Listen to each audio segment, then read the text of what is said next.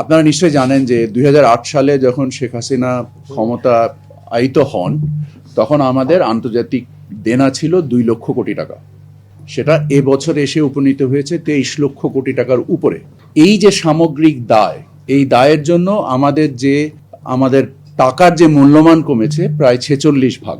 তো আপনি যদি দেখেন যে ওই 46 ভাগ মূল্য, আমি সবসময় যে কথাটা বলি যে আমাদের ব্যয় বা বিনিয়োগ হতে হবে যে আমার ব্যয়ের উদ্বৃত্ত তৈরি করতে হবে, এবং আমরা এই ঋণ ভিত্তিক যে ব্যয়গুলো করেছি তা আমার আয় তৈরি করতে পারিনি। তার ফলে আমার টাকার অবমূল্যায়ন হয়েছে এবং আমার বিভিন্ন রকমের দীর্ঘমেয়াদী দায় তৈরি হয়েছে, যে কারণে আমাদেরকে IMF এর কাছ থেকেও অর্থ সাহায্য নিতে হয়েছে, মানে লোন নিতে হয়েছে, সাহায্য তারা লোন নিতে হয়েছে। আপনারা জানেন যে বিগত আওয়ামী সরকারই প্রায় $4 বিলিয়ন যে একটা অর্থ সাহায্য বা অর্থ লোনের যে প্রচেষ্টা চালিয়েছিল।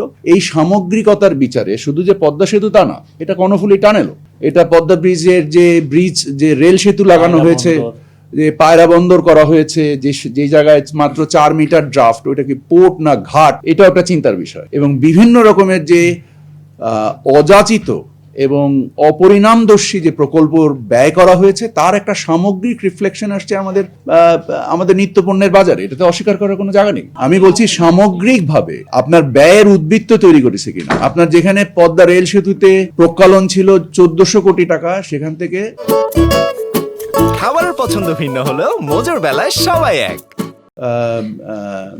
উঠবে, আপনার টোল উঠবে, সেখান থেকে আসছে মাত্র 26 কোটি টাকা। তো এই টাকার এই ব্যয়ের পাবেন কোথায় আপনি? আর তাছাড়া আমাদের যে কথা বলা হয়েছিল যে পদ্মা সেতু হলে আমাদের জিডিপি 2% বৃদ্ধি পাবে, উল্টো আমার জিডিপি কমে এসছে। আপনি বিশ্লেষণ নিজে করেই দেখেন যে এর বিনিময়ে আপনি কি পেয়েছেন। আমি বলেছি যে এই ব্যয়গুলো যদি আমরা ইরিগেশনে করতে পারতাম, যদি আমরা আমাদের লোকাল ফার্টিলাইজার প্রোডাকশনে করতে পারতাম, আমরা কত লক্ষ কোটি টাকা বিদেশ থেকে সার কিনে নিয়ে আসি।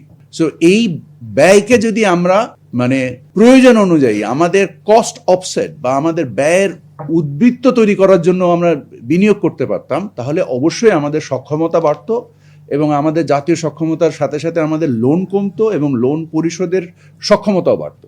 অবশ্যই ছিল। আমরা আমাদের বিভিন্ন মন্ত্রণালয়ে শত শত হাজার হাজার কোটি টাকার প্রকল্প বাতিল করেছি, যেখানে ব্যয় সাশ্রয় সম্ভব ছিল। আজকেও একনেকে পাট মন্ত্রণালয়ের একটা প্রকল্প গিয়েছে ফোর্থ টাইম এক্সটেনশন করে, কিন্তু এই ফোর্থ টাইম এক্সটেনশন হয়েছে কিন্তু কস্ট কমেছে।